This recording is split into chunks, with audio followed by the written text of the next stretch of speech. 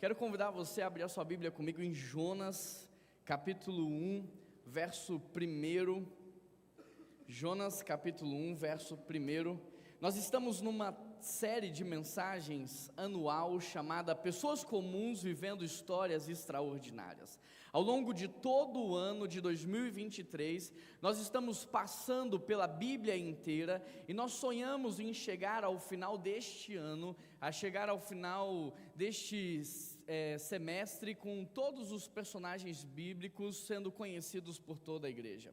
E para ajudar e facilitar a sua compreensão, nós fizemos um álbum de figurinhas, onde você aqui vai aprender sobre personagens que talvez você nunca ouviu falar, Benaia, Eucana, e aí você vai não só aprender, mas vai explicar para sua família, colar aquela figurinha no álbum e poder contar para eles aquilo que Deus está fazendo através da vida deles. Para não ficar uma série cansativa, nós dividimos ela em temporadas, como se fosse uma série de Netflix. E desde Gênesis até agora, o livro de Jonas, nós já passamos por essas temporadas. Começamos com o plano perfeito de Deus, que é a criação. Ele não sonhou com a morte, ele não sonhou com o pecado, o plano perfeito de Deus. Depois nós falamos sobre o efeito dominó, o efeito do pecado na vida do homem. Antes da queda não precisava de médico, oficina mecânica, nada disso, porque tudo funcionava de maneira perfeita. Mas por conta do pecado veio a morte, vieram as doenças e tudo passou a acontecer. Depois nós entramos na temporada as decisões que mudam a nossa vida, e nós trabalhamos ali homens que tomaram a decisão, como por exemplo a decisão de obedecer. Quando você pega Abraão, Noé, Josué, quando você pega o apóstolo Paulo, todos eles têm histórias diferentes, porém uma coisa em comum: a obediência. Deus pediu para cada um deles fazer algo diferente, mas todos obedeceram, e por isso estão ali em Hebreus 11, narrados como heróis da fé, homens do qual esse mundo não é digno. E o interessante é que Hebreus 11 termina dizendo: portanto agora nós também, e Hebreus 12 diz: uma vez que estamos rodeados por tão grande nuvem de testemunha, livremo-nos de tudo que nos atrapalha e do pecado que nos envolve, e corramos com perseverança. Traduzindo, nós somos os personagens bíblicos do nosso tempo. E a pergunta que eu quero fazer é: você tem sido um personagem obediente ou desobediente? Alguém que tem cumprido aquilo que Deus pediu para você fazer, ou alguém que tem negligenciado a vontade de Deus? Depois nós entramos na temporada O Poder Revela, e nós aprendemos que o poder não corrompe. O poder só revela aquilo que estava oculto, aquilo que estava escondido. Ou seja, você no seu ambiente menor, às vezes não conseguia demonstrar ou expor de uma maneira pública toda a maldade que havia dentro de você. Mas uma vez que você recebe poder, autoridade e fama, aquela maldade então ela é revelada, mas não só atributos ruins, como também atributos bons. Ou seja, a exposição só é boa para quem está pronto para ela. Se você não está pronto para a exposição e você é exposto, o que é que vai ser revelado em relação ao seu caráter? E nós entramos agora na série ou na temporada Reconstrução, e hoje eu quero trabalhar a partir da vida de Jonas, a reconstrução da obediência. Você abriu a sua Bíblia em Jonas capítulo 1, verso 1, se você achou, diz achei. Se você não achou, diz espera aí.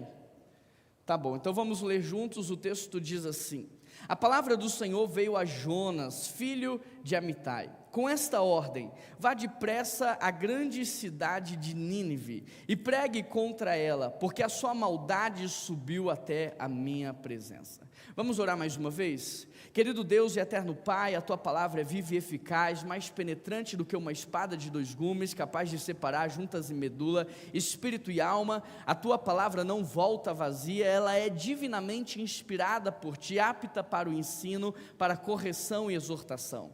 Pedimos ao Senhor que ministre a Tua palavra através do Teu Espírito Santo a cada vida que aqui está, trazendo respostas, mas também trazendo direção, e que juntos nós saiamos daqui, Deus, sabendo o que é que nós temos que fazer, e não só sabendo no campo da teoria, mas sabendo também na decisão da prática. O que muda as nossas vidas muitas vezes não é aquilo que ouvimos, mas aquilo que decidimos fazer com aquilo que o Senhor ministrou. Por isso, Pai, nos leva nessa manhã um caminho de obediência ao Senhor, e é em nome de Jesus que eu oro e te agradeço, amém. Todos aqui, ou a grande maioria, conhecem a história de Jonas. É uma história muito contada, narrada em filmes, mas se você não conhece, eu quero de maneira rápida resumi-la para você. Deus traz uma ordem a este homem: olha, vá pregar o evangelho a uma cidade, mas ao invés de obedecer, você sabe que ele desobedeceu, ou seja, ele fugiu daquilo que Deus queria fazer. E nessa tentativa de fugir daquilo que Deus queria fazer, você vai observar que Jonas financia com seu próprio dinheiro a sua queda. Ele paga com o seu próprio recurso a sua queda. Ele compra a passagem, entra no barco, vem a tempestade, ele é jogado no mar, engolido por um grande peixe, e depois, quando ele se arrepende dentro daquele peixe, ele é devolvido, e então ele vai obedecer e cumprir aquilo que Deus mandou. E quando ele obedece, um grande milagre acontece, porque 120.000 pessoas se rendem aos pés de Jesus. Esse é o grande resumo da história de Jonas. Mas eu quero olhar para essa história e eu quero extrair princípios, eu quero extrair leis naturais que nos levam de fato a um caminho de obediência. É como se fosse passos práticos, e o primeiro passo que eu quero trazer, a primeira reflexão existem coisas que para nós parecem legítimas, mas que para Deus não passam de rebeldia e desobediência de coração. Talvez você não entenda o porquê Jonas desobedeceu, mas a grande verdade é que ele tinha um motivo, e o seu motivo não era um motivo aleatório, não, era um motivo legítimo.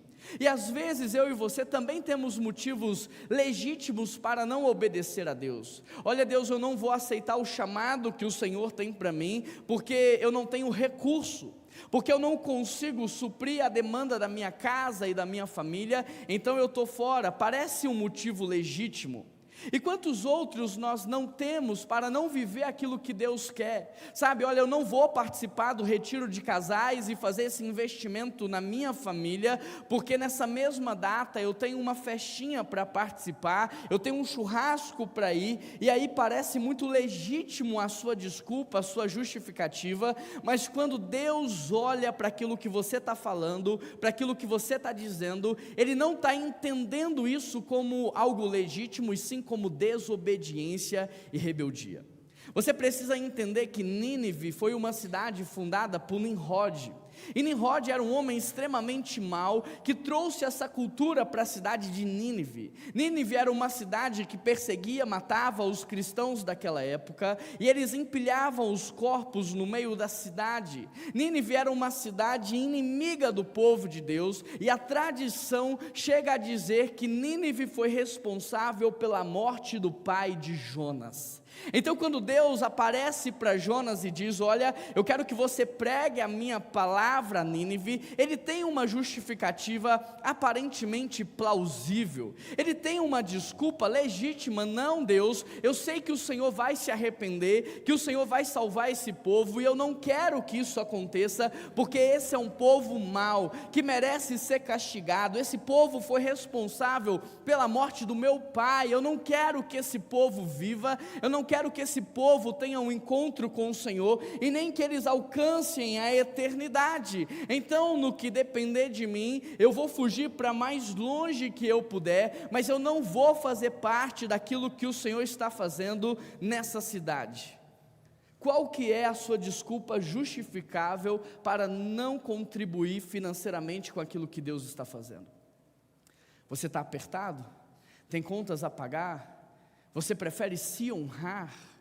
Porque tem muita gente que, quando fala dos seus projetos pessoais, daquilo que gosta, é capaz de investir uma certa fortuna para comprar um relógio, é capaz de investir uma certa fortuna para comprar um carro novo, mas quando se fala da obra e dos projetos do Senhor, ele diz: não, eu não tenho recurso, porque eu preferi me honrar ao invés de honrar a Deus. Qual é a sua desculpa plausível para não servir, para não evangelizar, para não fazer parte daquilo que Deus está fazendo, não só na nossa cidade, no nosso estado e na nossa nação?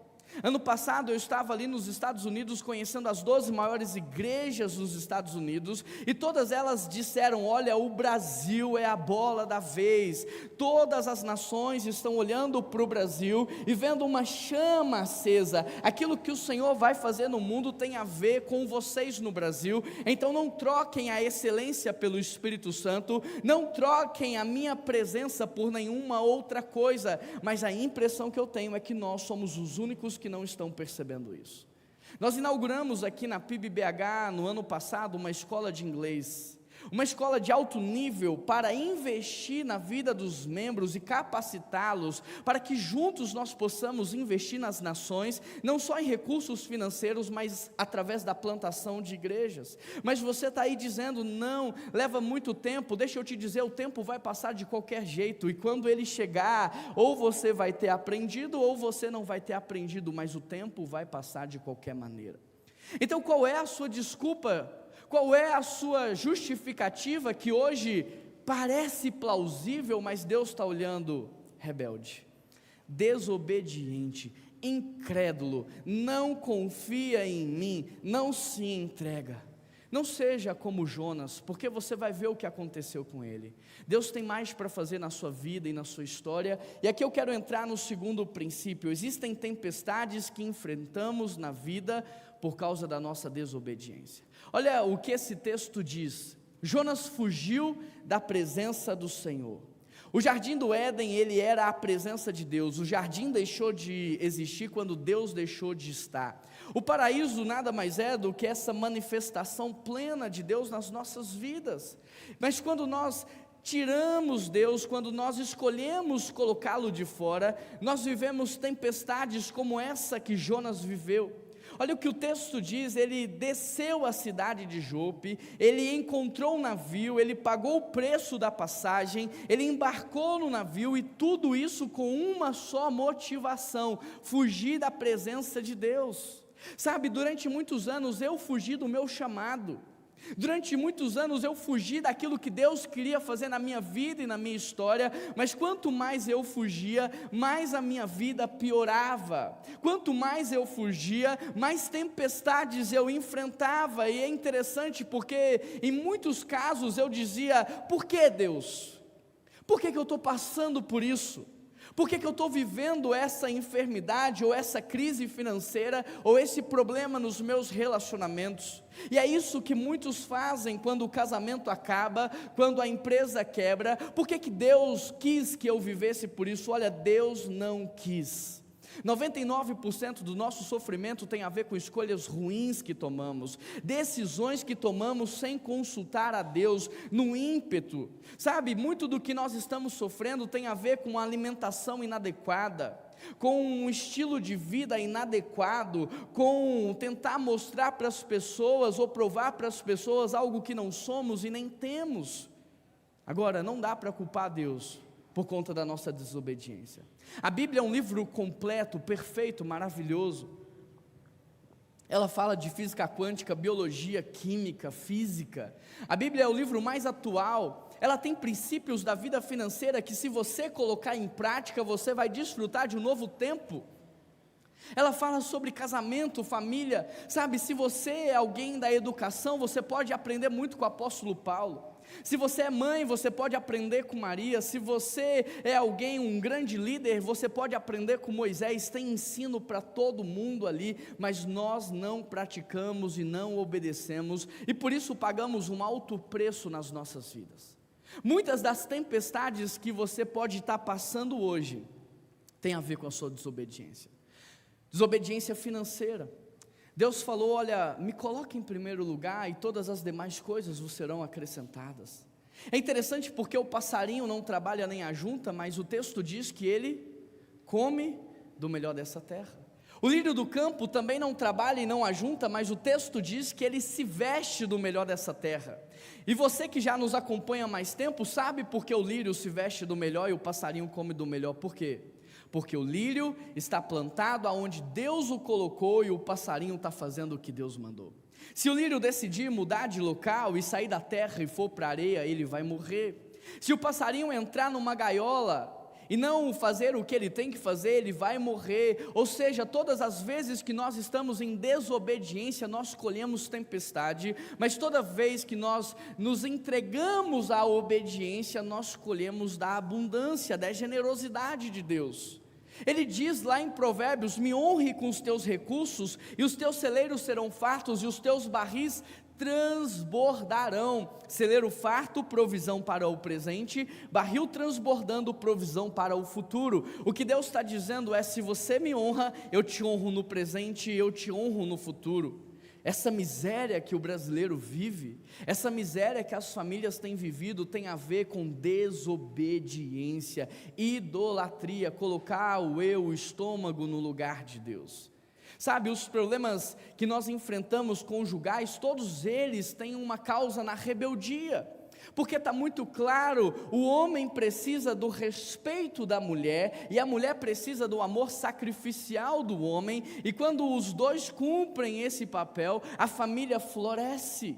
Mas quando um deixa de cumprir, a família começa a desaguar. Percebe que as nossas mazelas, as nossas crises, as intempéries e tempestades, tem muito mais a ver com a nossa desobediência do que com a vontade de Deus? Ele diz assim: olha, eu tenho planos de paz, eu tenho planos de fazê-los prosperar, eu tenho planos maravilhosos, nem olhos viram, nem ouvidos ouviram, aquilo que eu tenho preparado para vós. Deus tem algo lindo, porque Ele é o teu Pai. Sabe, Deus, nós aprendemos aqui com a Jéssica quinta-feira, Deus, Ele está formando uma família, e para isso Ele está criando um ambiente de um lar, mas Satanás, como não cria, ele deturpa tudo o que Deus faz. Ao invés de criar um lar, ele criou um orfanato, e ele agora se tornou o líder dos órfãos no Brasil, e ele é esse diretor do orfanato que fica mendigando comida, mendigando recurso, mendigando carinho, mendigando afeto, e Deus está olhando para você e dizendo: você não precisa mais disso, porque um dia Jesus Cristo morreu naquela cruz, o véu se rasgou, e hoje você pode ser chamado filho e filha amado do Pai. Sabe, Deus tem para você uma família. Por mais que para o teu pai, a tua mãe terreno, você tenha sido um acidente, para Deus você não foi.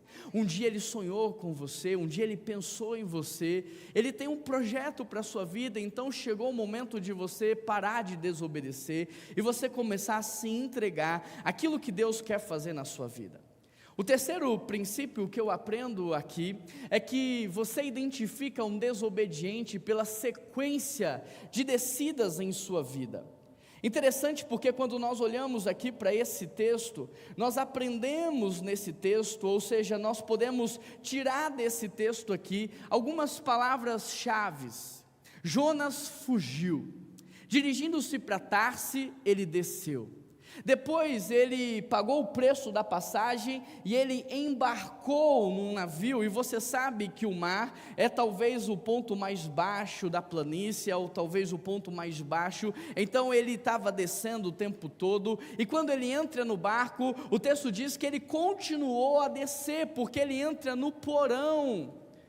E depois, quando os homens descobrem o que é que estava acontecendo ali, ele desce às profundezas do mar, e ele desce até o fundo do estômago daquele peixe. Você identifica um desobediente que gera tempestades na sua casa, na sua família, na sua igreja, pela quantidade de descidas simultâneas que essa pessoa está vivendo.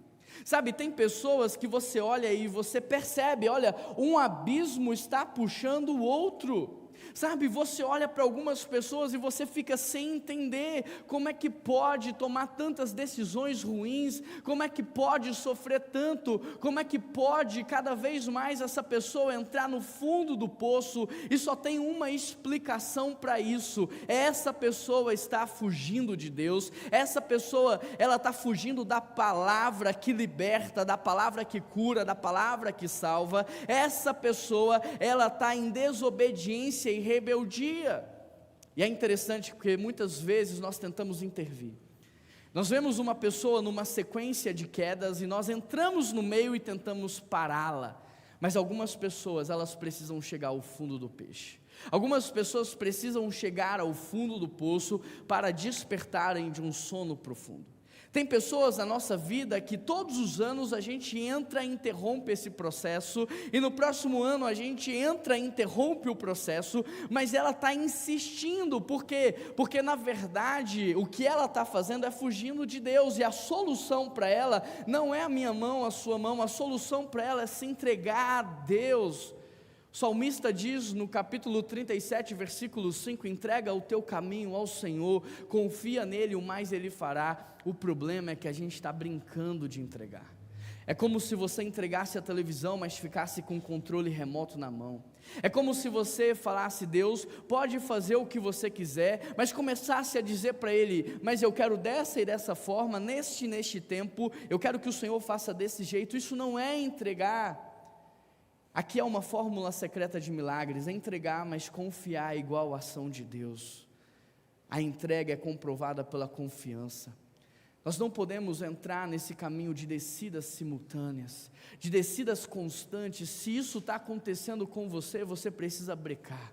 Você precisa parar, você precisa refletir do que é que você está fugindo. Será que não é de um compromisso com a palavra? Do que é que você está correndo? Será que não é de uma vida de integridade? Do que é que você está tentando escapar? Será que não é de resolver os seus problemas do passado? Querido, o diabo mentiu para você quando ele disse que o arrependimento traria tristeza.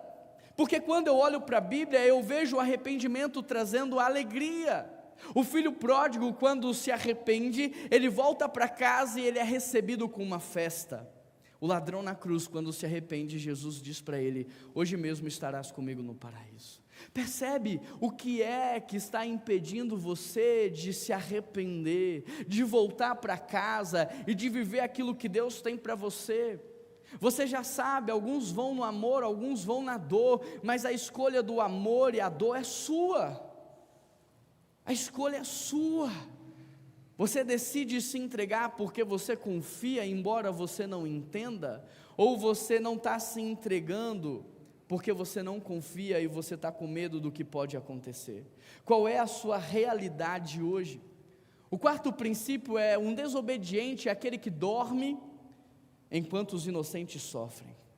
Se você conhece o texto, você sabe que enquanto Jonas estava dormindo dentro daquele barco, os inocentes estavam sofrendo do lado de fora. A Bíblia diz que eles estavam com medo. A Bíblia diz que eles pegavam os seus pertences e eles jogavam ao mar. Eles não só estavam sofrendo emocionalmente, mas eles estavam pagando um preço financeiro através de prejuízos inestimáveis. E tudo por quê? Porque eles decidiram colocar dentro do barco alguém que estava em rebeldia e desobediência a Deus. Quantas vezes eu e você não colocamos alguém em rebeldia dentro do nosso barco e nós atraímos tempestades que não deveríamos viver e nem passar, fazendo aliança com quem não tem Deus no coração, fazendo sociedade com quem não conhece e tem compromisso com a palavra, nos aproximando e nos filiando a pessoas ou situações ou grupos que não têm o mesmo compromisso, a mesma direção, os mesmos valores e princípios que os seus.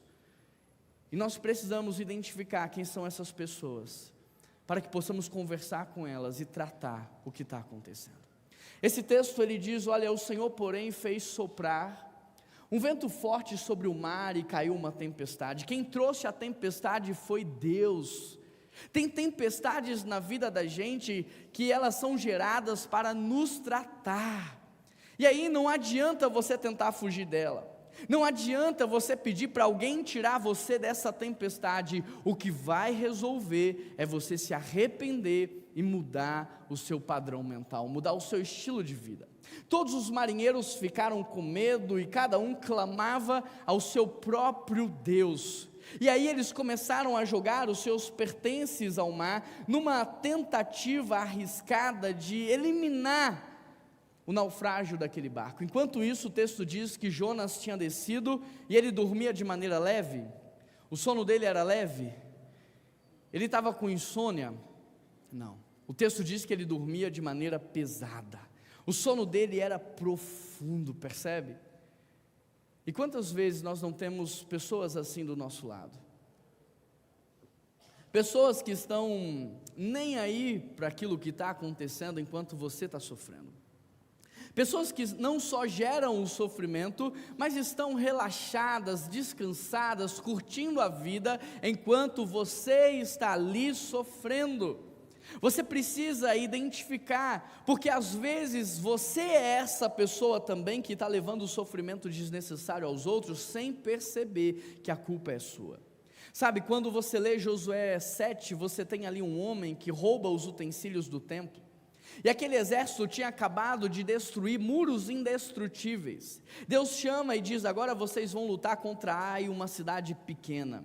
Mas eles são humilhados, soldados são mortos, são escorraçados. Josué vai tirar satisfação com Deus. Como é que o Senhor nos dá uma vitória sobre algo que aparentemente era impossível, e agora diante de uma cidade tão pequena o Senhor nos faz perder? Sabe o que Deus diz? Ele diz assim: há pecado oculto no meio do povo, e enquanto Josué você não tratar isso, vocês não terão a vitória. Josué vai para o povo e ele descobre que por causa de um homem, todo o exército estava pagando o preço. Será que você não é na sua casa essa pessoa que está atraindo sofrimento desnecessário por conta de pecados ocultos? Por conta de brechas que estão abertas no passado? Será que você não é essa pessoa que está trazendo miséria para a sua geração e a sua descendência, por conta de coisas que você decidiu não tratar, por conta de coisas que você colocou debaixo do tapete e você não quer resolver? Porque no nosso primeiro impulso, nós vamos tentar olhar quem são essas pessoas que estão ao nosso redor. Mas quando o Espírito Santo começa a agir nas nossas vidas, a gente começa a refletir se não somos nós as pessoas que estão atraindo tempestade por causa da nossa desobediência e rebeldia. Você é Jonas ou você é como aqueles marinheiros inocentes? O próximo princípio que eu aprendo nessa história é que tem tempestades que só são solucionadas quando você tira o desobediente do barco. Aqueles homens vão até Jonas e eles dizem assim: como é que você pode estar dormindo? Olha o que está acontecendo, até os pagãos estão buscando a Deus, e você, que é o homem de Deus dessa embarcação, está dormindo? Nós temos que resolver. Fala para a gente o que é que tem que fazer. E Jonas fala: vocês precisam me jogar no mar, vocês precisam me lançar fora desse barco. Sabe, você precisa entender se nesse caso você é Jonas, que está traindo maldição para sua casa, ou se você é um marinheiro inocente que está pagando o preço por causa de Jonas. Se você é Jonas, às vezes você precisa sim se lançar ao mar. Só que o mar nas nossas vidas hoje, principalmente nós que somos mineiros, não é o mar de Jonas, é o quebrantamento, é se jogar no chão com o rosto no pó e se humilhar, é você se colocar diante de Deus e pedir perdão pelo que você tem feito. Mas talvez não seja você, talvez seja alguém, e você precisa chegar para essa pessoa. Você não pode mais ser omisso, porque omissão também é pecado. Você não pode ser omisso, porque isso vai afetar a sua família como um todo, a sua geração e a sua descendência. Olha, eu acabei de dizer para vocês, eu sou fruto de um homem que há 60 anos atrás tomou a decisão por Cristo, e quando ele tomou essa decisão, ele não sabia que 60 anos depois, o seu neto estaria pastoreando a igreja do qual ele foi alcançado. As decisões que você toma hoje vão afetar o amanhã. E se você for omisso, não trazer essa pessoa, não exortá-la, não corrigi-la, não falar com ela, ela vai permanecer no erro, e talvez lá na frente você vai pagar um preço mais alto do que você poderia suportar. E quando esse dia chegar, você não pode dizer: por que, Deus? Ele vai te dizer: eu que te pergunto por quê. Se você estava lá, naquele culto, e se você ouviu a minha palavra, e se você entendeu o que você tinha que fazer, a pergunta é: por que você não fez?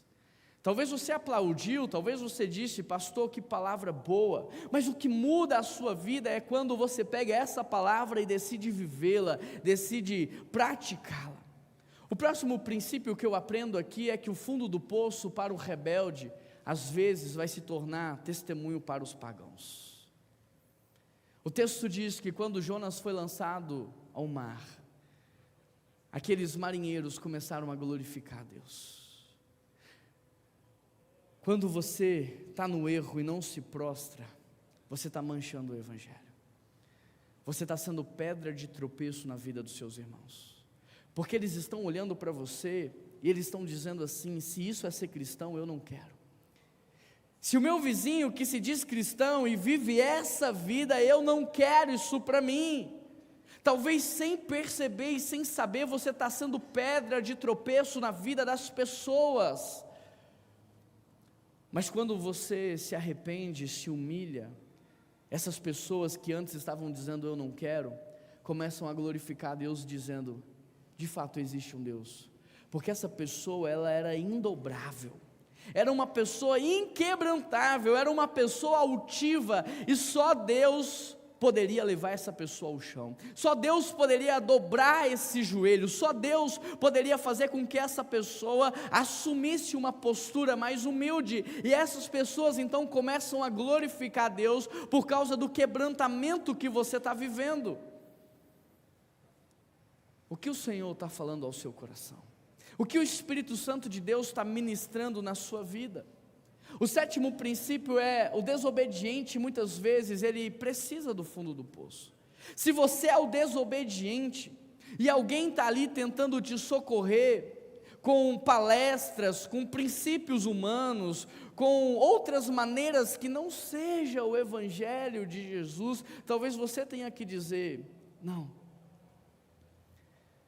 porque isso pode anestesiar minha dor e pode fazer com que eu não busque o médico dos médicos. Não, eu não quero o analgésico, eu quero a cura completa. Não, eu não quero que você anestesie a minha dor, eu preciso do médico dos médicos. Talvez você vai ter que dizer não, mas você precisa olhar para a sua casa e perceber se também você não está atrapalhando o mover de Deus na vida de alguém.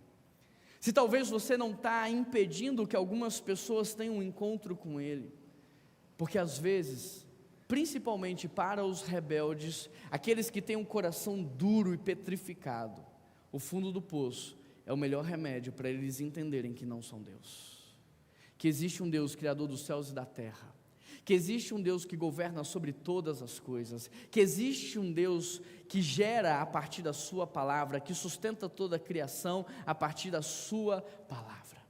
O oitavo princípio é o milagre do desobediente. Não é Deus enviar alguém para socorrê-lo. O milagre do desobediente é ele sair vivo dessa situação. O texto diz que Deus mandou um peixe para engolir Jonas e protegê-lo durante aquele tempo. Mas esse não foi o maior milagre foi ele ter sido engolido por um peixe e não ter sido consumido pelo sistema digestivo daquele peixe. O maior milagre foi ele ter sido cuspido vivo para viver o que Deus ainda tinha para ele. O maior milagre não é essa mão estendida para você nessa manhã, não é o meu abraço, não é a minha palavra motivacional para você. O maior milagre é você sair disso vivo, é você ainda ter chance, tempo hábil para viver e cumprir aquilo que o Senhor tem para a sua vida. Ah, Juan, mas eu já tenho os meus 60, os meus 70, 80 anos, não importa.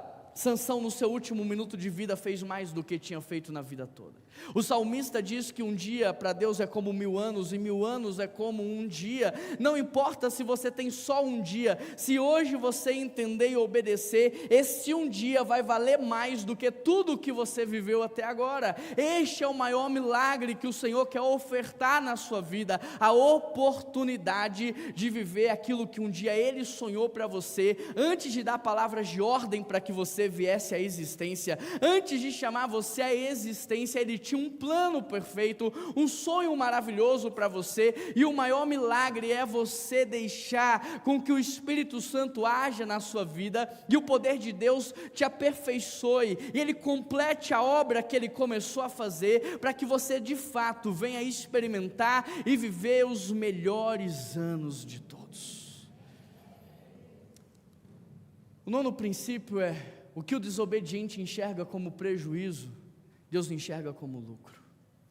Jonas olhou para o arrependimento de 120 mil pessoas e ele ficou triste, porque ele via aquilo como um prejuízo. Ele tinha a chance na mão de vingar a memória do seu pai, a chance na mão de vingar o povo de Israel. Então, quando ele vê aquele arrependimento da cidade, a cidade inteira praticando o jejum, ele diz prejuízo. Deus diz, isso é lucro. Aquilo que talvez você esteja enxergando como prejuízo, Deus pode estar enxergando como lucro. Nós entregamos aqui para essa obra que estamos fazendo no quarto andar, que é o nosso salão de culto para os adolescentes e um espaço de convivência para a igreja, alguns carros. Algumas pessoas entregaram mais do que talvez elas poderiam, e talvez humanamente falando, nós poderíamos dizer prejuízo, mas Deus está dizendo lucro. Você está investindo em algo que é eterno. Imagina você há 111 anos atrás, no processo de construção dessa igreja, quando não havia na cidade nenhum prédio, nem população ainda tinha para ocupar esse prédio, pessoas receberam de Deus uma visão, e quantos não se doaram por completo, quantos não entregaram tudo que tinha? Nós fomos furar essa laje para colocar esse telão de LED a 40 centímetros de laje. As paredes são grossas. Imagine você construir isso há 111 anos atrás. Imagina você num tempo que não tinha a tecnologia que temos hoje, os recursos que temos hoje, num tempo onde muita coisa tinha que vir de navio da Europa para o Brasil. Imagina você. Agora hoje, com tantas facilidades, o que é que a gente está fazendo? Nós não estamos fazendo parte do que Deus está fazendo, porque a gente está acreditando na palavra de Satanás que diz prejuízo, e Deus está dizendo lucro. Prejuízo é você gastar o seu recurso com seus próprios prazeres. Prejuízo é você gastar o seu recurso com você mesmo, é construir algo que vai morrer e vai ficar. Lucro é a gente investir naquilo que é eterno, naquilo que as traças não corroem, naquilo que não vai ficar perdido. Lucro é investirmos as nossas vidas em outras vidas. Isso é lucro. E por último, o ápice de uma vida de oração é a obediência a Deus. Eu tenho visto que nos dias de hoje há muita religiosidade. Estava conversando com a minha esposa e a gente estava falando sobre isso. As pessoas, às vezes elas ficam 12 horas orando, 24 horas, 36 horas, elas estão jejuando, mas aí quando Deus pede um pequeno ato de obediência, ela não obedece. Então ela estava orando a quem? Ao Senhor ou ao seu ídolo? Ela estava se relacionando com quem nesse tempo? Com o Senhor ou com aquele que está ali a serviço dela para realizar os seus projetos? Essa religiosidade tomou conta da igreja de tal maneira que nós nos reunimos num espaço de culto como esse e nós cantamos muito, ofertamos muito, para que talvez no final do culto a gente tenha convencido Deus a fazer o que a gente quer e não nos prostrado a fazer o que Ele quer. Nós transformamos Deus em um ídolo. O ápice da sua vida com Deus é a obediência. Agora, obediência não é conveniência. Quando você concorda, entenda isso, quando você concorda, quando há benefícios para você, não é obediência, é conveniência. Obediência é quando você não entende, é quando você não concorda, mas você confia naquele que está te pedindo, e porque você confia, você se entrega, se submete e faz. Isso é obediência. Obedecer é entender que aquilo que Deus está te pedindo não tem lógica, não tem sentido, mas você sabe se Ele está pedindo, então você deve fazer. Foi assim que Abraão saiu da sua terra depois de estar estabelecido, enraizado naquele lugar. Foi assim que Abraão levanta o cutelo para matar o seu filho da promessa, depois de 100 anos esperando por ele. Não fazia sentido, não tinha lógica, mas Deus estava pedindo. Foi assim que Moisés entrou para o mar. Não fazia sentido, não tinha lógica, mas tem hora que a gente precisa fechar os nossos olhos carnais e fazer aquilo que a gente está ouvindo, até que aquilo que está acontecendo ao nosso redor se transforme no que Deus disse. Então a gente abre os olhos para ver. Sabe, tem coisas que Deus está pedindo para mim e para você que não fazem sentido. Quando Deus pediu para eu e minha esposa ofertarmos o nosso carro, não fazia sentido, não tinha uma lógica. Quando Deus me chamou para o ministério, não tinha sentido abrir mão de tudo para viver o que Deus queria, não tinha lógica. Quando nós decidimos abraçar e adotar algumas pessoas como filhos e filhas, não tem sentido.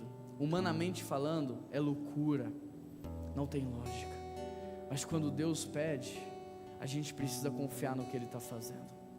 Talvez no primeiro momento a gente não vai entender, talvez no segundo momento a gente vai apanhar, nós vamos ouvir coisas que não gostaríamos de ouvir. Pessoas vão dizer: você é burro, você está desperdiçando o seu tempo, não vale a pena fazer isso. Mas se Ele falou que tem que fazer, faça, porque um dia tudo vai fazer sentido. E quando você chegar ao final da sua vida e olhar para trás, você vai agradecer a Deus por ter vivido a melhor vida de todas, por ter experimentado da graça dEle, por não ter desperdiçado nenhum ano, nenhum dia, nenhum mês, nenhum melhor momento da sua vida. Você simplesmente viveu o que Ele queria. E aí você pode falar que nem o apóstolo Paulo: eu combati o bom combate. Você pode falar como os homens de Deus: agora a minha vida está sendo ofertada como libação, porque eu concluí o que o meu Deus me pediu para fazer, o que Deus está pedindo para você fazer. Feche os seus olhos. Se Ele não falou com você até aqui, eu tenho certeza que nesse momento aonde você silencia tudo, Ele pode falar. O que Ele quer que você faça, as decisões que você vai tomar agora, elas vão influenciar o seu futuro, elas vão influenciar o seu amanhã, elas vão influenciar a sua geração e a sua descendência. Você só precisa decidir obedecer. Você não precisa fazer nada agora, você só precisa decidir obedecer o que Ele está pedindo para você fazer. Feche os seus olhos. Ele falou com você por 49 minutos. Agora, o que é que você vai falar para Ele? Qual é a sua resposta diante de tudo que Ele ministrou ao seu coração?